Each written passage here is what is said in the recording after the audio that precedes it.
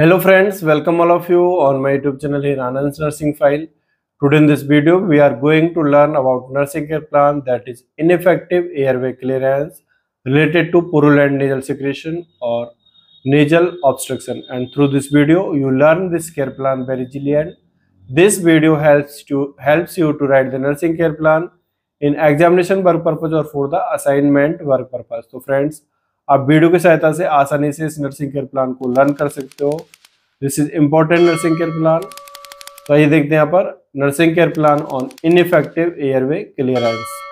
जैसा कि आप यहाँ पर देख रहे हो, नर्सिंग केयर प्लान में हम सबसे पहले नर्सिंग केयर प्लान के जो स्टेप्स हैं, nursing assessment, nursing diagnosis goal, planning और इंटरवेंशन, रेशनल इवेल्यूशन, ये सारे लिखते हैं.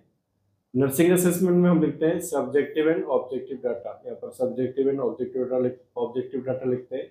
सब्जेक्टिव डाटा मीन्स जो डाटा पेशेंट के द्वारा बताया जाता है, हम पेशेंट से पूछ के लिखते हैं. एंड ऑब्जेक्टिव डाटा जिसको हम ऑब्जर्व करते हैं, मेजर करते हैं, तो यहाँ पर ये लिखना है.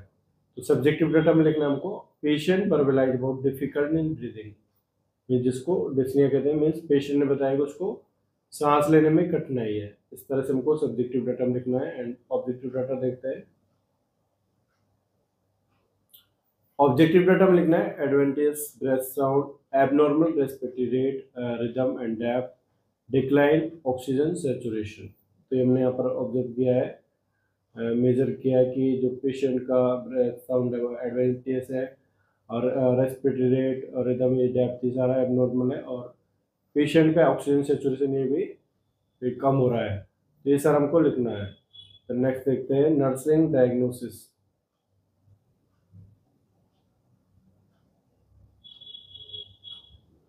नर्सिंग डायग्नोसिस लिखना है ineffective airway clearance related to purulent nasal secretion and nasal obstruction. यहाँ पर लिखना है मीन्स जो पेशेंट का एयरवे है वो क्लियर नहीं है, मीन्स पेटेंट नहीं है, क्योंकि वहाँ पर पुरुलेंट नेजल सिक्रेशन और ऑब्स्ट्रक्शन है.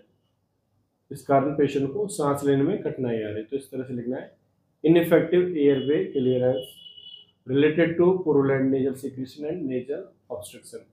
नेक्स्ट देखते हैं गोल होगा to maintain patent airway. Patent airway means clear airway, means जो पेशेंट का एयरवे है वो क्लियर होना चाहिए, वहाँ किसी भी प्रकार का सिक्रेशन नहीं होना चाहिए, ऑब्स्ट्रक्शन नहीं होना चाहिए, जिससे कि वो ठीक ढंग से रेस्पिरेशन ले सके. नेक्स्ट देखते हैं intervention and rational. Intervention means क्या क्या इंटरवेंशन हमको पेशेंट के लिए प्लान करने हैं. Rational means what is the reason behind this intervention, means जो इंटरवेंशन हम पेशेंट को प्रोवाइड कर रहे हैं उसके पीछे क्या रीजन है. तो ये सारा हमको यहाँ पर लिखना है.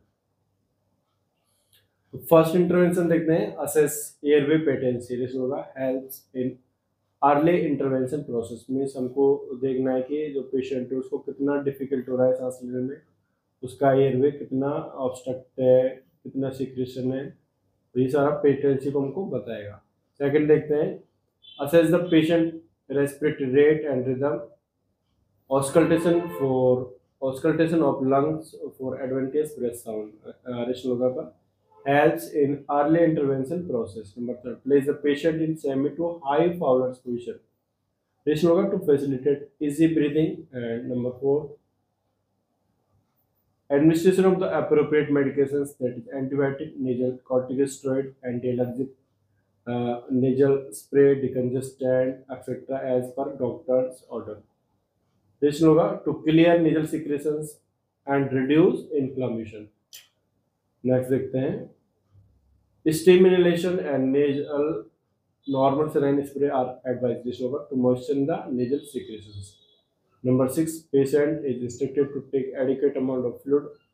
रेशनल होगा to moisture nasal mucosa and to loosen nasal secretion. Number 7, provide air humidifier in room for air humidification. Rationale होगा to prevent dryness of nasal cavity and throat. तो ये सारे इंटरवेंशन लिखने हैं. मीन्स जो हमने इंटरवेंशन बताया, मीन्स पेशेंट का सबसे पहले हमको यहाँ पर एयरवे पेटेंसी चेक करना है और रेस्पिरेशन उसको चेक करना है. पेशेंट को semi Fowler Fowler position provide करना जिससे कि ठीक ढंग से रेस्पिरेशन ले सके. पेशेंट को जो भी प्रिस्क्राइब्ड मेडिकेशंस है, antibiotic, decongestant, corticosteroid, anti allergic, ये सारा प्रोवाइड कराना है. एंड और स्टिमुलेशन करना है, पेशेंट को एडिक्वेट अमाउंट में फ्लूइड प्रोवाइड करना है, ह्यूमिडिफिकेशन करना है। तो ये सारे इंटरवेंशन हमको पेशेंट को प्रोवाइड करने हैं, देने हैं। तो यहाँ पर after writing this intervention or planning we write in the evaluation। Intervention लिखने के बाद हम लिखते हैं यहाँ पर evaluation। evaluation लिखना है नाउ एयरवे इज पेटेंट और क्लियर, मीन्स पेशेंट का जो एयरवे है अब किसी प्रकार का वहाँ पर ऑब्स्ट्रक्शन नहीं है, सिक्रेशन नहीं है और क्लियर है, मीन्स पेशेंट अब पहले से ठीक ढंग से रेस्पिरेशन ले पा रहा है। ये जो हमारा गोल था टू मेंटेन पेटेंट एयरवे, वो हमने अचीव किया है बाई डिफरेंट इंटरवेंशन जो हमने पेशेंट को यहाँ पर प्रोवाइड किए। तो इस तरह से हमको यहाँ पर ये इवेल्यूशन स्टेप्स लिखना है। और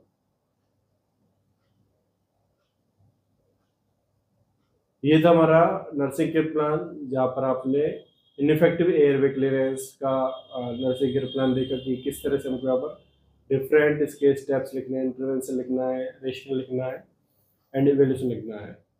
तो ये इंपॉर्टेंट नर्सिंग केयर प्लान है, एग्जामिनेशन में भी पूछा जाता है और इसके साथ साथ आप इसको असाइनमेंट वर्क में भी काम में ले सकते हो रेस्पिरेटरी सिस्टम रिलेटेड।